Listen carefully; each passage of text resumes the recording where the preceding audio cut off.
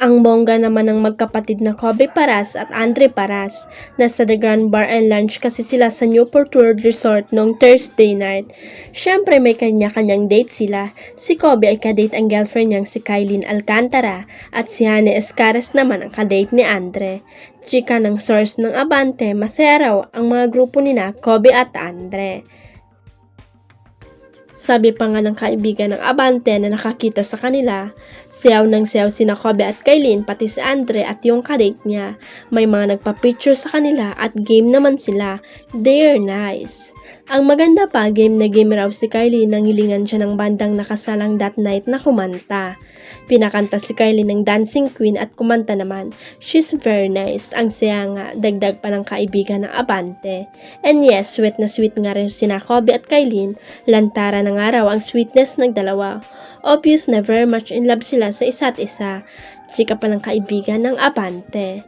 Sa itsuraw na Kobe at Kylene, ay obvious na sobrang mahal na mahal nila ang isa't isa. Feeling winner ang fans ng love team ni Kai Montenola at Jaren Garcia sa muling pagsasama ng Kyren sa upcoming event ng isang island resort sa Bulacan. Matagal din kasi itong pinagdarasal ng mga fan, iba rin kasing mag-ship sa social media ang mga fans ngayon. Gagawin talaga nila ang lahat para lang matupad ang mga wini-wish nilang mangyari. Kaya naman gagawin nila ang lahat para maging successful ang show na iyon ni Kai at Jaren. Kaloka pa dahil siniship ng mga fan na maging jowa si Kai at Jaren. Samantala, ilang araw na ring trending sa X ang hashtag na Kyrens Deserve Better.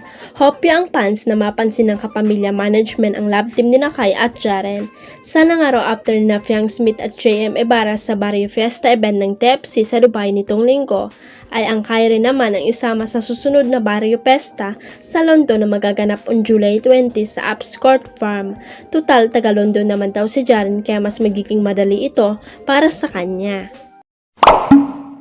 Huwag kalimutang i-click ang subscribe button at i-ring ang notification bell para sa latest at legit chika update.